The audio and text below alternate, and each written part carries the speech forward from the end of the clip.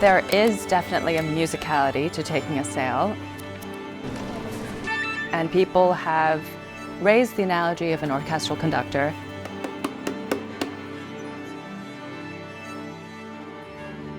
I think it's a good analogy, but I think perhaps even more apt is an improvisational jazz performer. You are in the moment, you're responding in the moment. The foundation is laid, but you can do your riffs against the room. You can take your solos. How big is your home? It's a little bit more free form. Are we going on, or am I selling? And I don't want to give away too many secrets.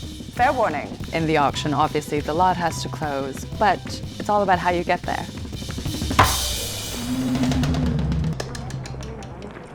My name is Phyllis Kao. I am Vice President Client Strategy and an auctioneer here at Sotheby's, New York. I didn't fall from the sky and land in an evening sale. I've been doing this for a little bit. I've taken a few sales over the years. I started out at a very small regional house, and I actually didn't know that I would stay in the business for so long. I was raised in Berkeley, California. My family is from Taipei, Taiwan, so both are home to me. I came to New York for school when I left, then I came back. My first auction, it was in Northern California, in the Bay Area. I was very young, and I had very little training. I'd watched and clerked an auctioneer for perhaps 6 months, a year, and the managers of the company literally just asked me, do you want to go up and try it? And I did. Most of us who become auctioneers, we've already been in the business for a while.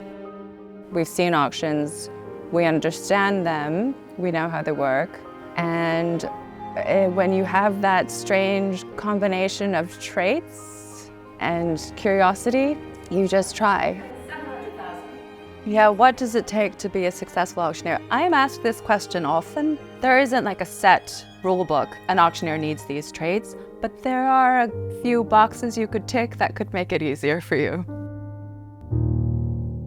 Now to lot 11, Jonas Wood's vibrant interior. At the end of the day, you do need to have a facility with numbers. You know, these are business decisions, so you have to have some ease with that. You do have to have presence. Thank you, sir. It's your bid at $24 million now in the room still. You need to control the room. $7 million in the room. Where's the bid? Thank you, sir. You need to have a bit of gravitas. And 114, of course, is the extremely rare George O'Keeffe, the first in a series of 6 paintings. Then again, you know, too much is bad. Since you said please, $3,050,000. Taking a sale these days is different from 20 years ago. You have to be very comfortable in front of a camera. You have to talk directly to the camera and pull bids from cyberspace. And the auctioneer has to enjoy it. You know, the audience can really tell if you're struggling up there. I open it to the rest of the room and online. Seated now, selling here in New York. When I took my auctioneer audition, there was actually a mock auction before the audition, and our beloved emeritus head of auctioneers, Hugh Hildesleeve, was present. Hugh noticed that I kept moving my hair off of my face, and that was distracting. And he said, well, you know, you have to put your hair up. So I put my hair up for the audition, as he instructed. It was well received by the jury. The hair took on great importance. When I've done my hair, I've prepared for the auction, all of that combined makes me feel like I'm in the zone. Auctioneers are superstitious creatures. I once heard of an auctioneer who tripped on the step getting into the box. Some people call the rostrum the box. He tripped on the way getting into the box, so henceforth he only leapt in. £2,300,000. I heard one of our auctioneers does star jumps before every sale. I won't tell you who it is. With Brad Bentoff still at $3 million. I suspect every auctioneer has their set of lucky objects, talismans. Mine include my gavel, which Brad, my mentor, gave to me. My granddad's rings, which I always wear. My lucky green watch. If I need extra luck, I will use Brad's gavel.